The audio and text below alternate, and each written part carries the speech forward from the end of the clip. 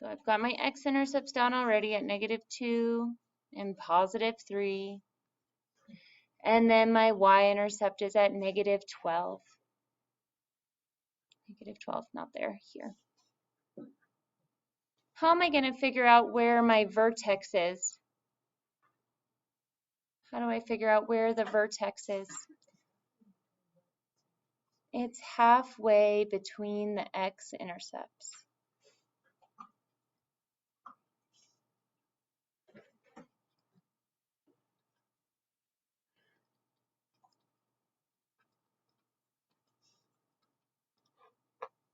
So what's halfway between -2 and 3?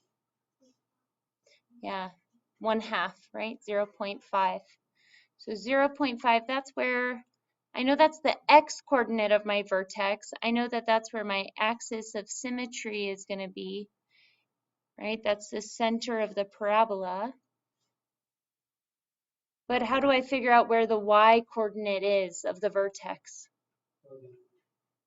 I can plug this value, 0.5, in for x. This is my x-coordinate.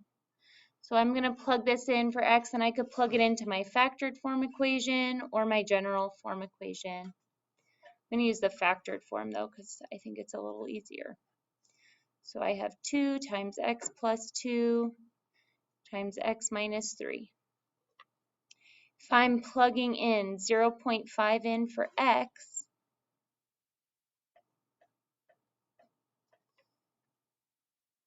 I've got 2 times 0.5 plus 2 times 0.5 minus 3.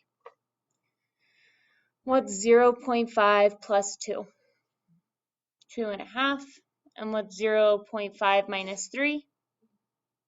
No, it'd be 0.5 plus 3. What's 0.5 minus 3? -2.5. Okay. So what's 2.5 times -2.5?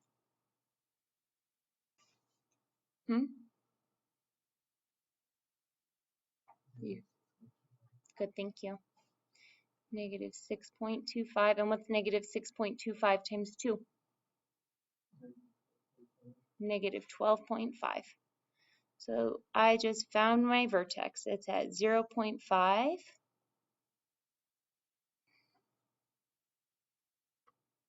-12.5. 0.5, -12.5. And then I can have like a pretty general shape of my parabola.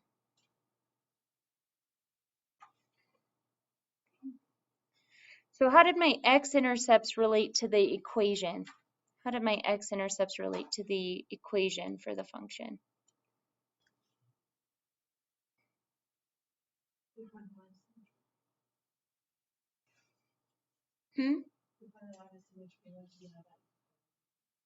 Yeah, how does the x-intercept relate to the function's equation?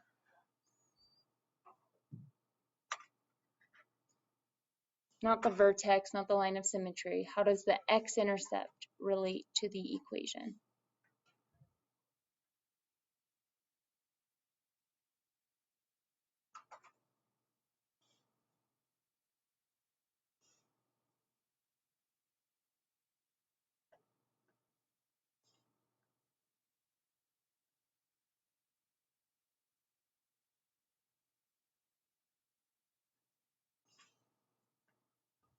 Where did we find our x-intercepts from?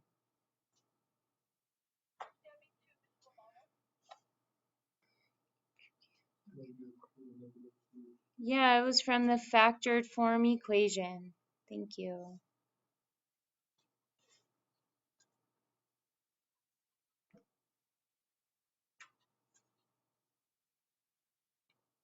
And where did we find our y-intercept from?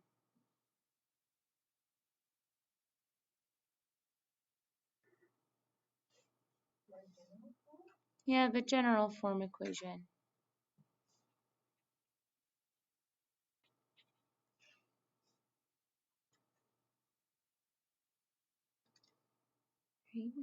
My factored form equation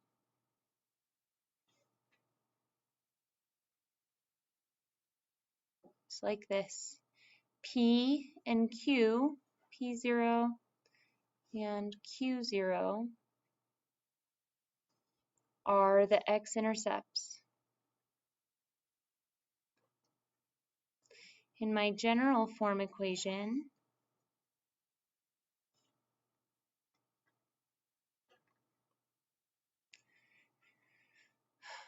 zero C is the y-intercept.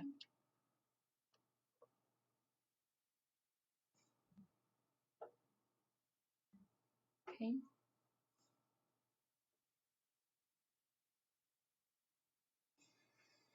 Okay. So now we have this function here. Y equals 2 times x plus 2, x minus 3, x plus 1. We want to first convert this to general form. So the same kind of deal. I got to start by foiling. I start by foiling.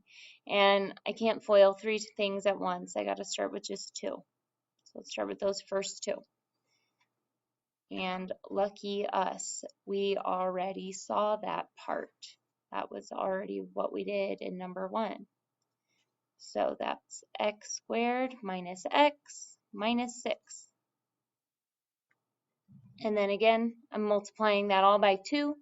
So I end up with that same 2x squared minus 2x minus 12. Right? But I still have this x plus 1 now left over. So I've got to multiply this times x plus 1. Okay. And I think this helps to kind of use this little box method to figure this out. So I'm multiplying x plus 1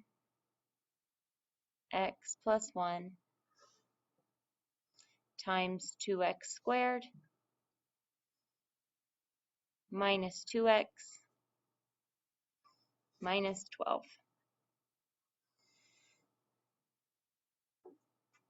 So what is 2x squared times x? No.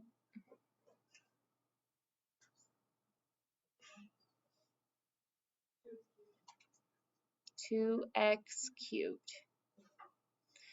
What's negative 2x times x? Negative 2x squared. What's negative 12 times x? Negative 12x. And what's 2x squared times 1?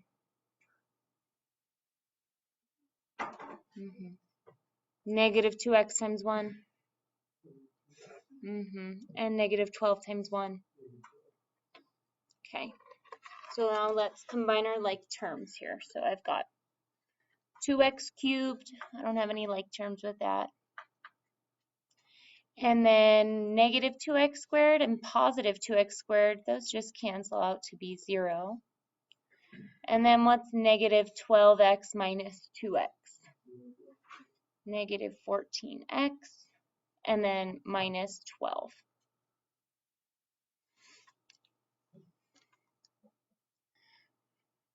So again, even though I have this like extra factor in here, I can still graph this the same sort of way. My x-intercepts are going to be, again, at negative 2, at positive 3, and now also at negative 1.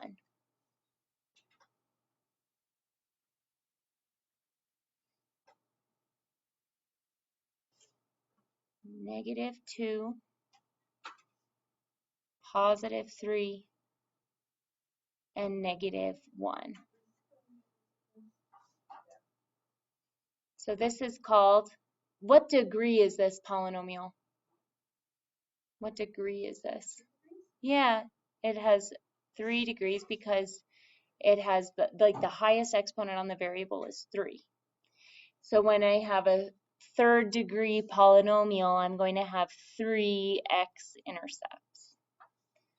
Okay, and then where do you think the y-intercept is going to be? Where do you think the y-intercept will be? My x-intercepts came from here. Where do you think the y-intercept is? Negative 12.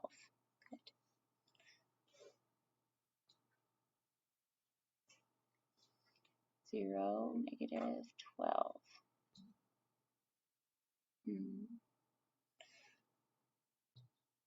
So my function is going to look like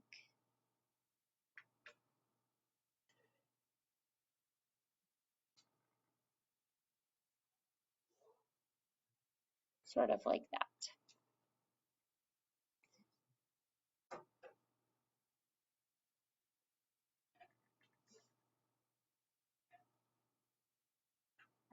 So I don't just have like one vertex anymore. I have a high point right here, and I have a low point right here. And that high point is going to be in between these x-intercepts, and this low point is going to be between these two x-intercepts. But it's still the same thing for my x and y intercepts. My x-intercepts come from factored form.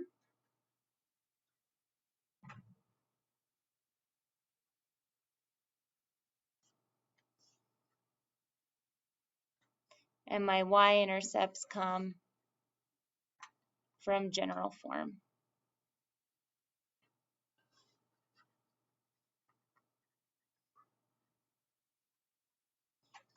We're going to use Desmos to help us out a little bit as well. Otherwise, you'd have to like figure out these points by hand, and I'm not going to try and make you do that. Let's flip over and take some notes on the back.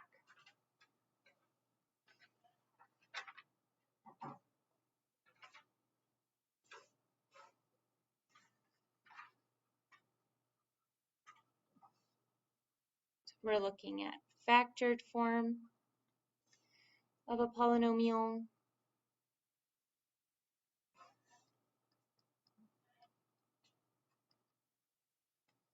and general form.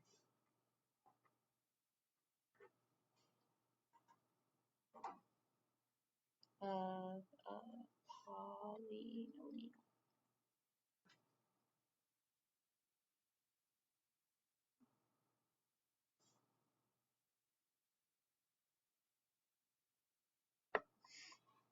So factored form of a polynomial, it's just like factored form of our quadratic functions.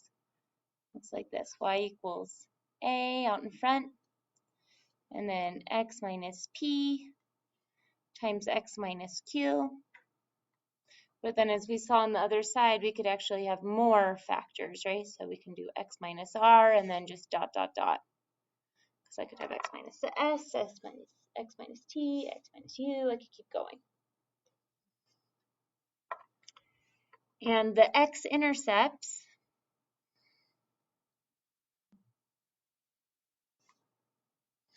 are at P0, Q0, R0, and so on, right? It's always the same number in our factored form, just the opposite sign. And then I can actually figure out my y-intercepts from here as well. The y-intercept is at, if I take a times negative p times negative q times negative r, and so on, that would tell me my y-intercept. I'm going to flip back to the other side really quick and just show you what I mean by that. So in number 1, right, my y-intercept was at negative 12, and I figured that out from general form, but I can also figure it out from factored form. If I take 2, let me do it down here, 2 times 2 times negative 3 times 1. 2 times 2 is 4. 4 times negative 3 is negative 12. Negative 12 times 1 is negative 12. So again, I can figure it out from factored form as well. The same thing for this one up here. If I take a, so 2 times 2 times negative 3. 2 times 2 is 4. 4 times negative 3 is negative 12. So I can figure out my y-intercept from general form, or I can figure it out from factored form. Let's look at one more example. So I have y is equal to 1 times x plus 1, x plus 2, x plus 3.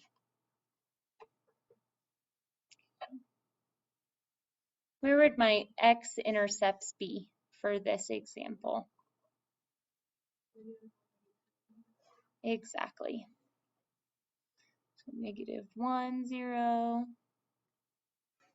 negative 2, 0, and negative 3, 0. And then how do I figure out my y-intercept? What would my y-intercept be?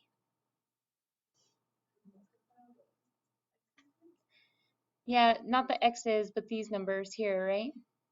And I have to start with a. So I start with 1 times, and it's going to be the same sign.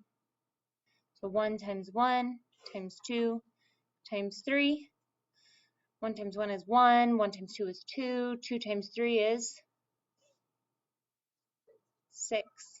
So my y-intercept is at 6. 0, 6, really. Okay.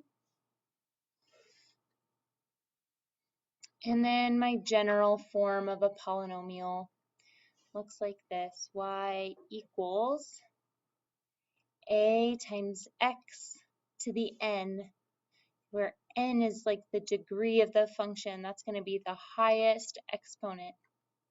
So a x to the n plus b x to the n minus 1 plus, we could say, c x to the n minus 2. And then I'll keep going down until I get to a constant number. I'll just put in a question mark for that. So whatever that number is, that tells me my y-intercept. Y-intercept, that last number. And why is that my y-intercept? Because my y-intercept is always where x is 0. X equals 0. So if I plug in 0 for x, everything's going to cancel out except that last number. So if you plug in 0 for x, you are left with just that last number.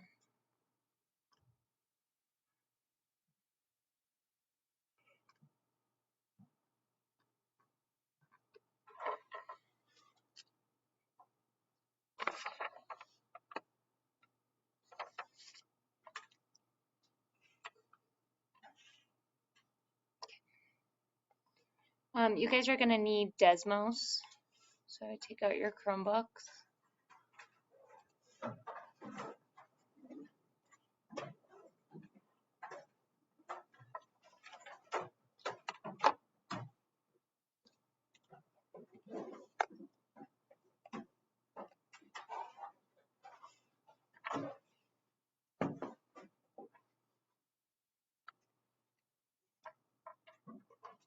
So let me show you kind of an example of what you're doing in number 1 here. So they ask you to sketch a graph of this function and then use the graph to write it in factored form. So on the other side of your paper in number 2, we had this equation here. Y equals 2x cubed minus 14x minus 12. And when I plug it in, I get a little graph that looks like this. And what from this graph could I use to help me write a factored form equation? The x-intercepts, exactly. So I see I have an x-intercept at -2, an x-intercept at -1, and an x-intercept at 3. So if I have